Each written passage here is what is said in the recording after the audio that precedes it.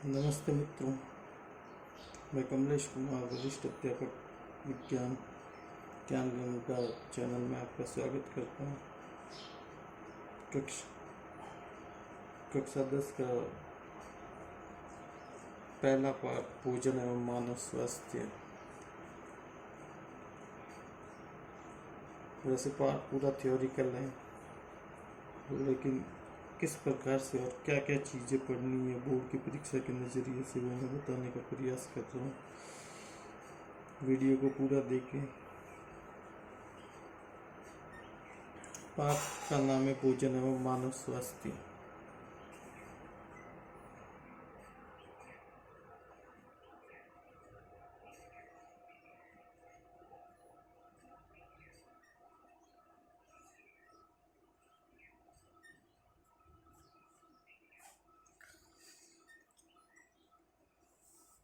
तो सबसे पहले पाठ के नाम से अपन समझने का प्रयास करेंगे भोजन क्या होता है और भोजन की आवश्यकता क्यों है।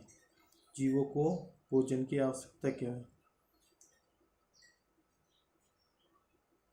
भोजन की आवश्यकता, सभी सजीवों को भोजन की आवश्यकता होती है, लेकिन क्यों होती है। तो सजीवों को वृद्धि, विकास, रोगों से लड़ने और अपनी सभी शारीरिक क्रियाओं के लिए ऊर्जा की आवश्यकता होती है। सजीवों को वृद्धि, विकास व रोगों से लड़ने व शारीरिक क्रियाओं में, शारीरिक क्रिया यानी श्वसन करना, दौड़ना, चलना, भोजन को पचाना, ये सभी शारीरिक क्रियाओं के अंतर्गत आते हैं, के लिए ऊर्जा की आवश्यकता होती है।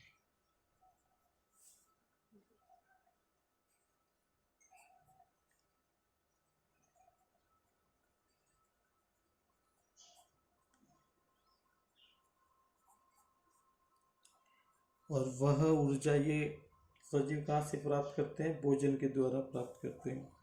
वह ऊर्जा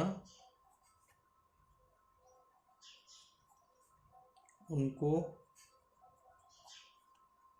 भोजन से प्राप्त होती है।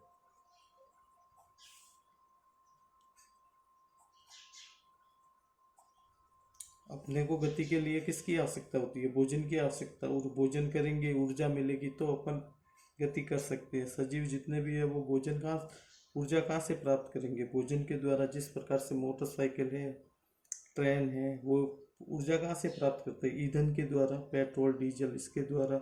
उसी प्रकार से सजीवों को ऊर्जा के लिए भोजन पर निर्भर रहना पड़ता है। अब भोजन कैसा होना चाहिए? भोजन होना कैसा चाहिए?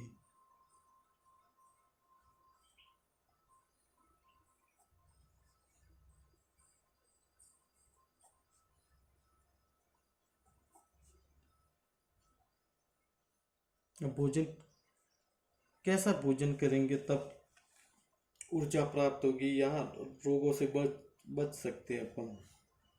तो भोजन हमेशा संतुलित भोजन होना चाहिए। अब संतुलित भोजन किसे कहेंगे?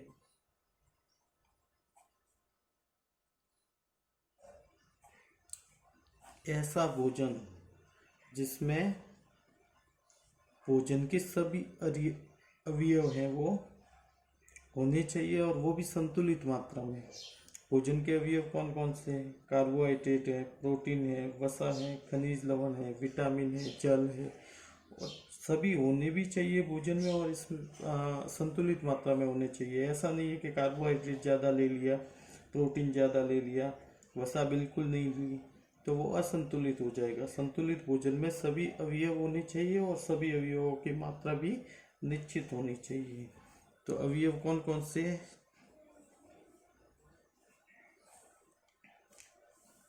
नंबर 1 कार्बोहाइड्रेट, दूसरा है प्रोटीन, तीसरा है वसा, चौथा है खनिज लवण, पांचवा है विटामिन और लास्ट है जल। ये सब 6 भोजन के अवयव हैं, इसे हम भोजन के अवयव कहते हैं। कार्बोहाइड्रेट मुख्यतः अपने को किससे मिलता है भोजन में, जैसे गेहूँ चावल वगैरह से। प्रोटीन किससे मिलता है, दालों से मिलता है, अंडे से मिलता है। वसा जितनी भी तेलीय चीज़ें हैं, घी है, तेल है, इससे मुख्य रूप से वसा मिलती है। खनिज लवण सब्जियों से मिलते हैं या फिश वगैरह से, इनसे हमें खनिज लवण मिलते हैं, पत्तेदार सब्जियों से।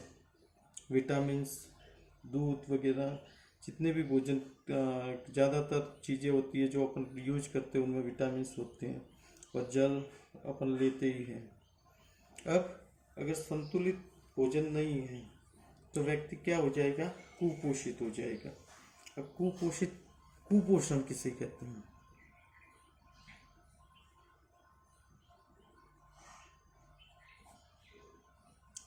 कुपोषण अपन कहते हैं कि कुपोषित है ये बच्चा, कुपोषित है या कुपोषण का शिकार है। तो कुपोषण कहते किसे? लंबे समय तक पोषण में एक या एक से अधिक तत्व की अगर कमी हो जाती है तो उसे कुपोषण कहते हैं। लंबे समय तक भोजन या पोषण में एक या एक से अधिक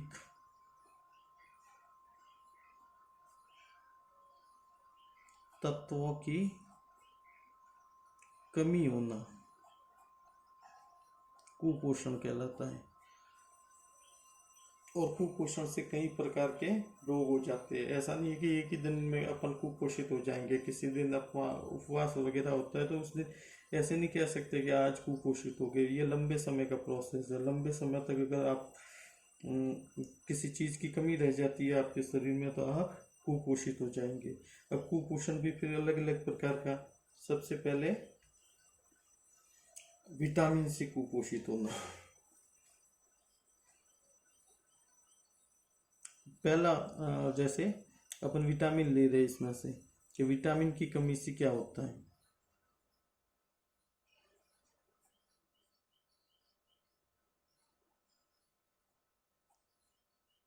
अब विटामिन मुख्य रूप से विटामिन लंबे समय तक अब अगर हम किसी विटामिन से वंचित रहते हैं, विटामिन नहीं लेते भोजन में, तो विटामिन से कुपोषण कहलाता है। विटामिन भी अलग अलग प्रकार के होते हैं। सबसे पहले विटामिन ए, अगर विटामिन ए की कमी रहती है लगातार अपने शरीर में तो हमें रतौंधी रोग होता है। कौन सा रोग? रतौंधी। विटामिन ए इसकी कमी से रतौंधी। अब रतौंधी रोग में क्या होता है, हमें कम दिखाई देता है, कम प्रकाश में कम दिखाई देता है। ये आँख से संबंधित बीमारी है तो इसमें रतौंधी रोग हो जाता है। फिर दूसरा विटामिन अगर B1 कम हो गया, विटामिन B1, और इस विटामिन का और नाम है थायमीन। विटामिन B1 को थायमीन भी कहते हैं। इसकी कमी से बेरी रोग होता है। बेरी रोग क्या होता है? इसमें हृदय की धड़कन कम हो जाती है, पेशियां और तंत्रिकाएं कमजोर हो जाती है। फिर एक मुख्य रोग और है विटामिन 3 की कमी से, B3।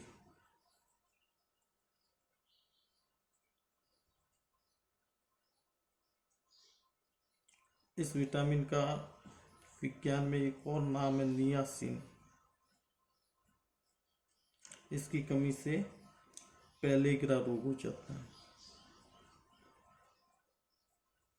पेलेग्रा रोग में जीभ व त्वचा पर पपड़ियाँ बनने शुरू हो जाती है। इसके बाद में एक और विटामिन की कमी से रोग होता है और वो है विटामिन सी। और विटामिन सी को इम्पोर्टेंट है ये, इसको एस्कॉर्बिक अम्ल भी कहते हैं, परीक्षा में आता रहता है।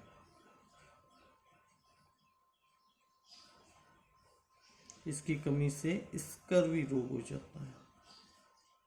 स्कर्वी, मसूड़ों से खून आता है, त्वचा पर चकत्ते बनते हैं स्कर्वी रोग में। फिर एक और विटामिन है विटामिन डी।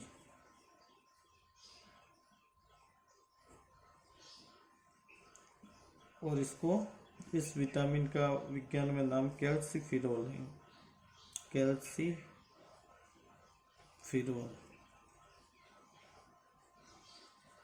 इसकी कमी से रिकेट्स रोग हो जाता है। रिकेट्स, और रिकेट्स रोग में क्या होता है, पैरों की हड्डियाँ मुड़ जाती है, हड्डियों से संबंधित रोग है ये। पैरों की हड्डियाँ मुड़ जाती है, घुटने पास पास आ जाते हैं। तो ये विटामिन, अब सबसे पहले अपन ने पढ़ा है विटामिन कुपोषण। तो ये जितने भी विटामिन की कमी से रोग होते हैं, विटामिन ए की कमी से रतौंधी, विटामिन B1 या विटामिन B1 को थायमिन भी कहते हैं, इसकी कमी से बेरी बेरी रोग हो जाता है। विटामिन B3 की कमी से पेलेग्रा हो जाता है। विटामिन सी एस्कॉर्बिक अम्ल भी कहते हैं, स्कर्वी रोग हो जाता है। विटामिन डी की कमी से इसको कैल्सीफेरॉल भी कहते हैं और रिकेट्स रोग होता है, जो हड्डियों से संबंधित रोग है। फिर दूसरी चीज, अब ये तो विटामिन से कुपोषण हो गया। अब कभी कभी प्रोटीन की कमी लगातार रहती है, तो उसे प्रोटीन कुपोषण कहते हैं। और इसके मुख्य दो ही रोग हैं, एक का नाम है मेरेस्मस, काफी इंपॉर्टेंट है, परीक्षा में आता रहता है। और दूसरा रोग है क्वाशियोरकोर।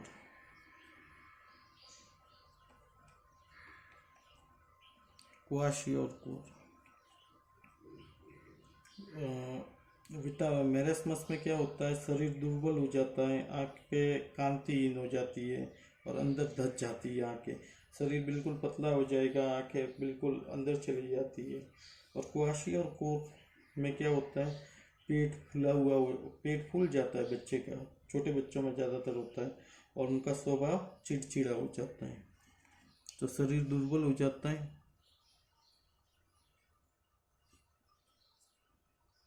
आंखें कांतिहीन हो जाती है।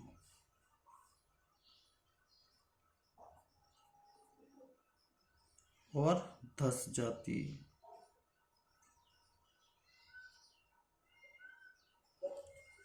क्वाशियोरकोर में पेट फूल जाता है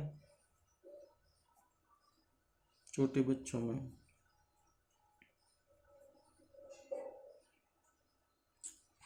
और स्वभाव चिड़चिड़ा हो जाता है। तो ये है इसकी कमी से।